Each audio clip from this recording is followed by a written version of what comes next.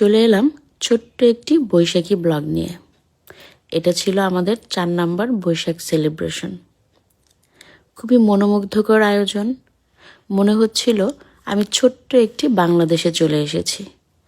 গ্রাম বাংলার বিভিন্ন ঐতিহ্যকে তুলে ধরা হয়েছে এই প্রোগ্রামের মাধ্যমে।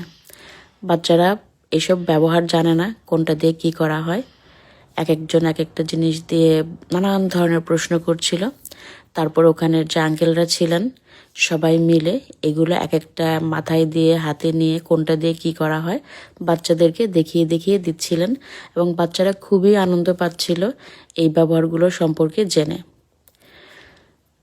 মানুষ যত উন্নত দেশেই থাকুক না কেন, বাংলাদেশের শেকড়, বাংলাদেশের প্রতি ভালোবাসা এবং নিজের মাটির গন্ধকে যে ভুলতে পারে না, তা তাদের এই সংস্কৃতি চর্চার মাধ্যমেই দেখা যায়। তারপরে দেশীয় গান, দেশীয় নাচ এগুলো তো ছিলই। খুবই ভালো লেগেছে আমার অনুষ্ঠানটি।